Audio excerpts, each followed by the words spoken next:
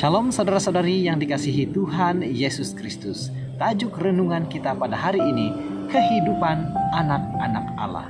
Saya rindu untuk kita bersama-sama membacakan firman Tuhan yang terdapat di dalam 1 Yohanes 2 ayat 28 dan 29 serta 1 Yohanes 3 ayat 10. Mari kita baca bersama saudara.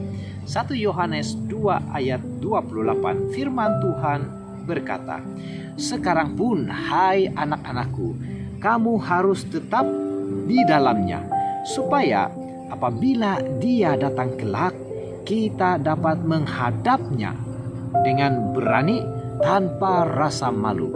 Ayat yang ke-29, jika kamu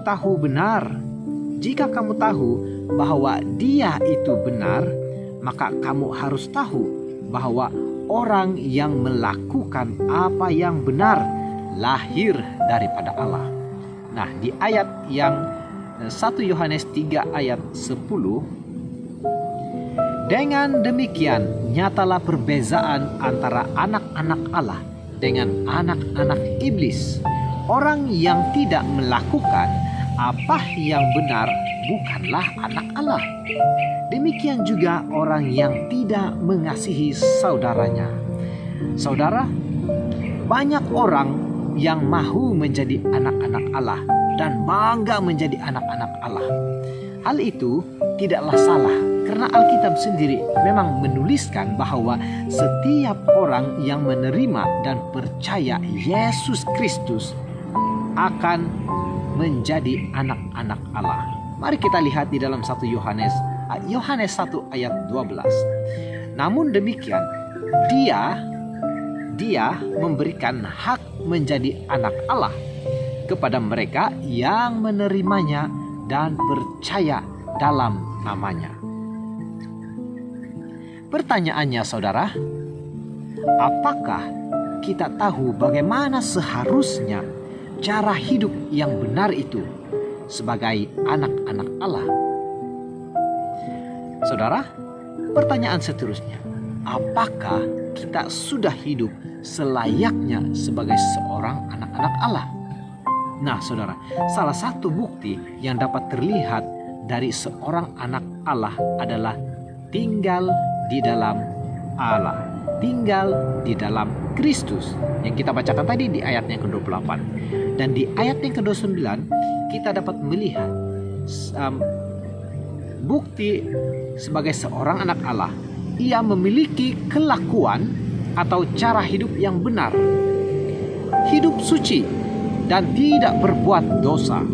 Banyak orang yang melakukan perbuatan baik saudara, tetapi masalahnya dia tidak mempunyai ataupun tidak memiliki iman. Sebaliknya, sebahagian lain yang orang lain merasakan bahwa diri itu beriman, tetapi dia tidak menghasilkan perbuatan yang baik. Nah, perikop firman Tuhan pada hari ini menunjukkan bahwa kealpaan terhadap salah satu, yaitu antara iman dan perbuatan baik itu, akan menjadikan kita malu pada saat menyambut kedatangan Kristus yang kedua kali.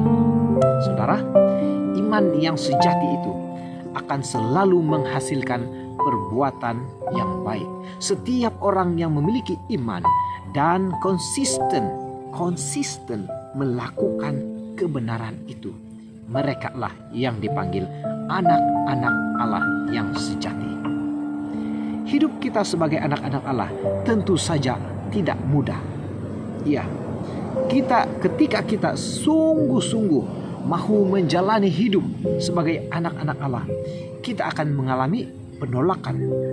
Ya, kita akan ditolak oleh dunia. Kenapa? Karena kita boleh saja terasing dari dunia dengan cara hidupnya yang berbeza dari cara hidup anak-anak Allah. Saya percaya saudara-saudari semua juga sudah merasakan dan mempunyai pengalaman seperti ini, merasa terasing daripada dunia ini. Apa tidak benar saudara? Kita mungkin akan dianggap sebagai orang-orang yang aneh. Kenapa? Karena kita tidak turut melakukan kejahatan dan perbuatan-perbuatan yang tidak bermoral ataupun yang tidak seturut dengan kehendak Tuhan.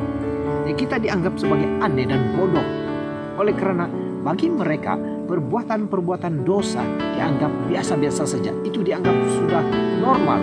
Ya, biasa-biasa saja. Oleh karena itu, saudara, menjalani hidup sebagai anak-anak Allah di tengah dunia yang porak-poranda ini, yang kita katakan tidak jalan yang lurus, sudah bengkok, ya, kita memerlukan komitmen, kegigihan, dan jangan lupa pengorbanan. Saudara, oleh sebab itu pada hari ini saya ingin mengundang Anda semua. Marilah saudara, kita harus bersyukur oleh karena kita diberi hak istimewa, sangat istimewa, untuk menjadi anak-anak Allah melalui Yesus Kristus yang sudah mati di kayu salib bagi saudara dan saya. Jadi saudara, wujud nyata dari rasa syukur kita menjadi anak-anak Allah adalah dengan menghidupi cara hidup anak-anak Allah yang sejati. Karena itu, fikirkanlah saudara, perbuatan baik dan benar itu yang ingin kita lakukan sebagai anak-anak Allah. Marilah kita sama-sama berusaha untuk melakukan itu, mempunyai iman dan perbuatan. Saudara, mari kita tetap setia, tetap semangat, tetap positif di dalam menjadi anak-anak Allah yang sejati. Semoga Tuhan